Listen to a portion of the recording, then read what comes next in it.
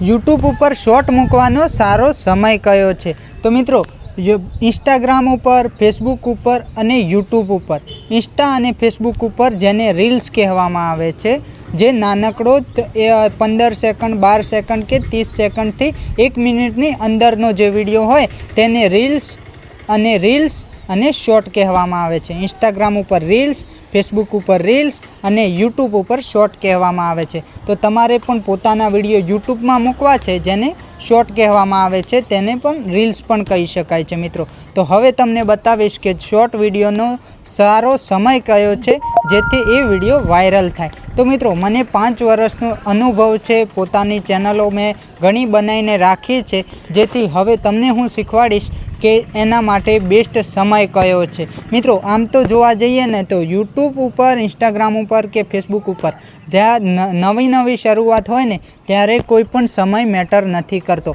પણ આપણું કોઈ કામ હોય તો માની લો કે આપણે કોઈ પણ જોબ કરતા હોઈએ તેનો ફિક્સ એક સમય હોય છે કે માની લો 8 વાગ્યાથી તો 6 વાગ્યા 5 વાગ્યા સુધીનું, કાં તો 9 વાગ્યાથી કે 5 વાગ્યા સુધીનું, આ રીતેનો સમય હોય છે જેમાં આપણાને સામેવાળો વ્યક્તિ જે સેટ હોય તે પૈસા ચૂકવતો હોય છે. તો મિત્રો આ યુટ્યુબની અંદર પણ એવું જ છે કે તમે શોર્ટ વિડીયો કે લોંગ વિડીયો, આપણે વાત કરી રહ્યા છીએ અત્યારે શોર્ટની, તો હું શોર્ટની જ કરીશ. તો મિત્રો શોર્ટ વિડીયો તમે પરફેક્ટ એક સમય સાથે, જો તમારે યુટ્યુબ ચેનલને ઉપર લગાતાર તમે 2 મહિના 3 મહિના કે જેથી 1 વર્ષ 2 વર્ષ સુધી કામ કરો અને રિસ્પોન્સ જ્યારે પણ યુટ્યુબની કંપની તમારી ચેનલ ચેકઆઉટ કરશે તો મિત્રો તમને બહુ સારો રિસ્પોન્સ મળશે અને તમને પણ કે મારે આટલા વાગ્યા કોઈ વિડીયો મૂકવાનો છે, જેથી તમારે પણ ખ્યાલ હોય. તેના માટે બહુ સમય મેટર કરે છે કે સમય યોગ્ય આપણે રીતે તૈયાર કરવાનો હોય છે.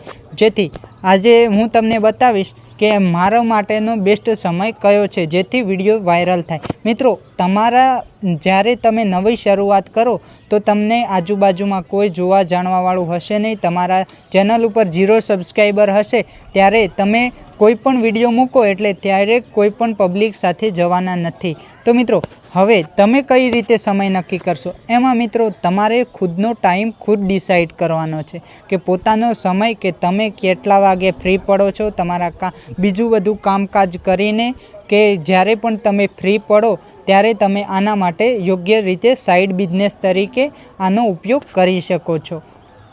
તો મિત્રો મને સવારનો ટાઈમ સૌથી સારો લાગે છે, જેથી તમે પણ એક વિડીયો મૂકી દિવસનો 1 મૂકો, 2 મૂકો કે 10 થી 15 મિનિટ મૂકો.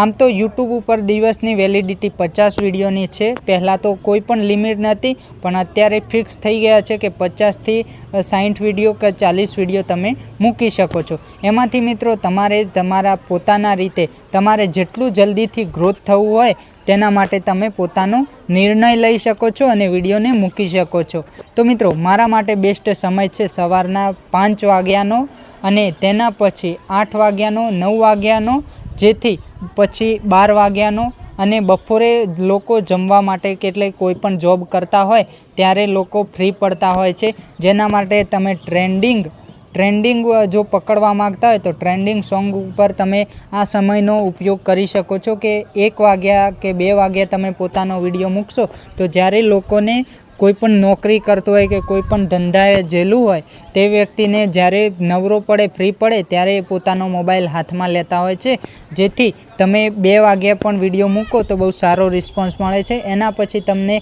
5 વાગ્યાનો સમય સૌથી બેસ્ટ સમય છે, જેથી બધા જ લોકો ઘરે આવતા હોય કે મોબાઈલ જોવાનો એમને ટાઈમ મળી જાય. એ ટાઈમે તમે પોતાનો વિડીયો મૂકો તો જેથી તમારો વિડીયો વાયરલ થઈ શકે છે. તો મિત્રો આ એક એવા સમય છે જેને તમે પોતાના જીવનની અંદર અત્યારે તૈયારી કરી, પોતાની રીલ્સ વિડીયોને તૈયાર કરી અને એ સમય ઉપર જ્યારે તમે મૂકશો તો તમને બહુ સારો રિસ્પોન્સ મળશે અને યુટ્યુબમાં તમે પણ સફળ થઈ શકો છો.